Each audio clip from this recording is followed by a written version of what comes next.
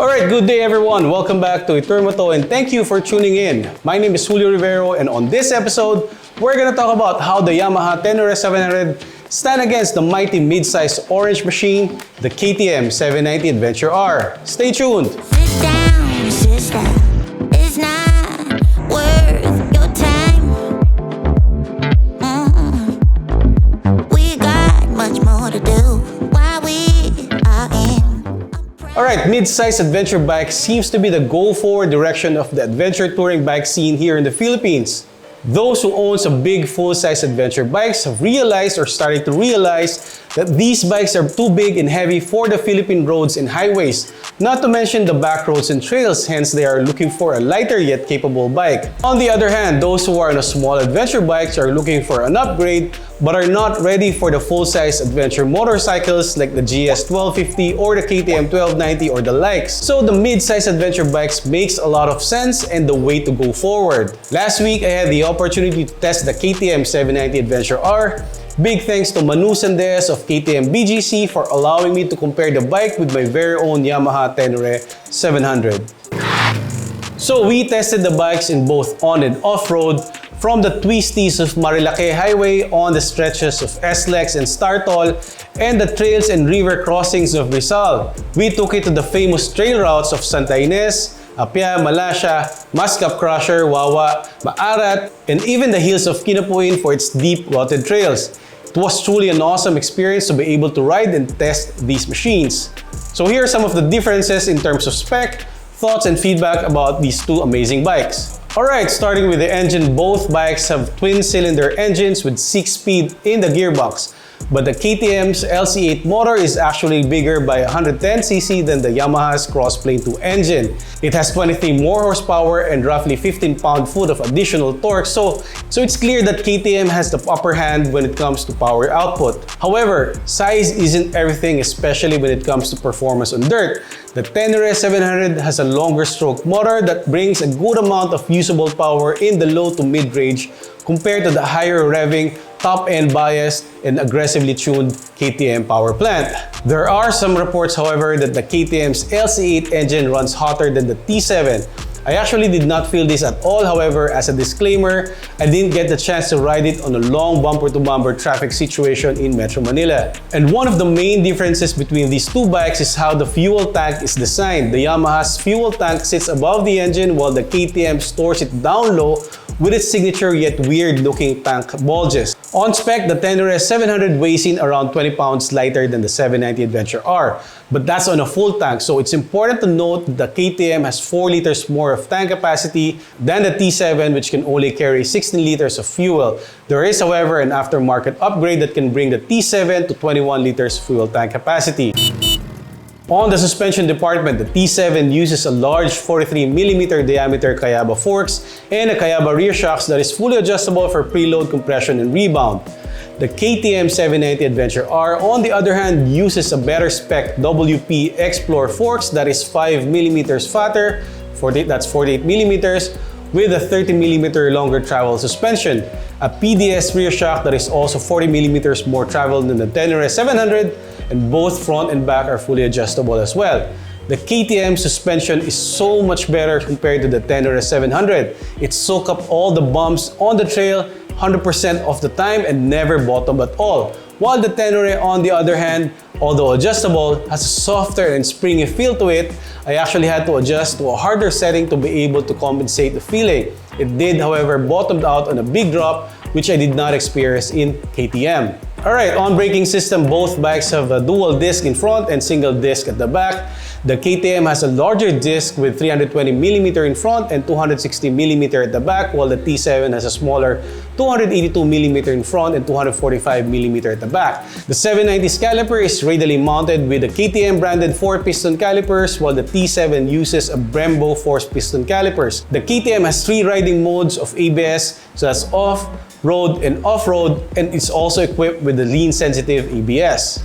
On the other hand, the T7 only has on and off-road ABS and that's it. However, while the KTM is a better spec machine, I did burn the rear brakes of the KTM where I experienced brake fading, so I had to rest it for a bit. Initially, I thought that I had it locked more aggressively than I should, but later on I found out that KTM released a recall for some of their 790S and R models where they had to replace the brake hose for overheating issues.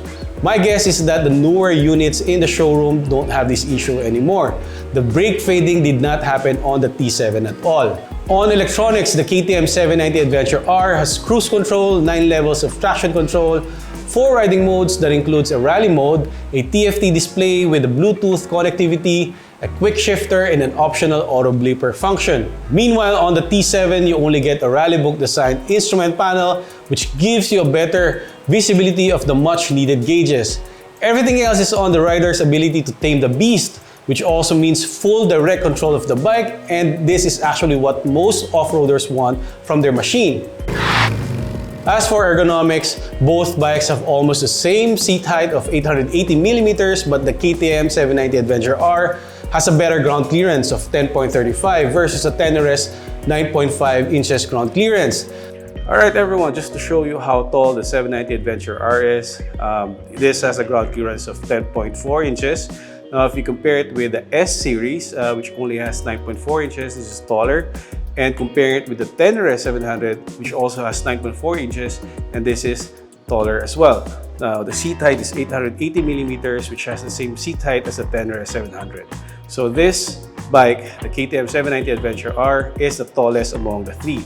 Now, if I'm gonna ride it on the center, which is the lowest part of the seat, I'm still tiptoeing, and my height is 5'10", going 5'11".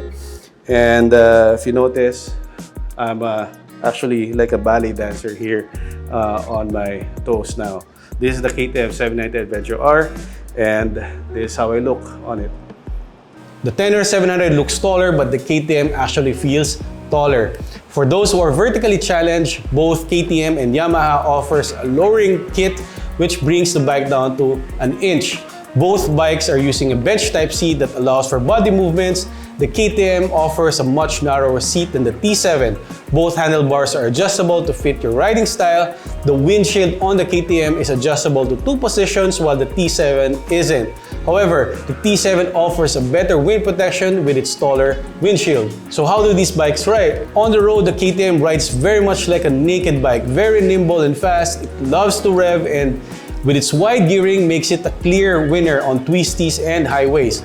It's really fun to ride. The T7, on the other hand, rides like a proper adventure bike. The engine feels bigger than what it actually is, and the torque gives that feeling of brute and power ready to pounce anytime you call for it. On the street, the T7 will probably give you more kilometers per liter, and that's because you can run it high gears at low RPM.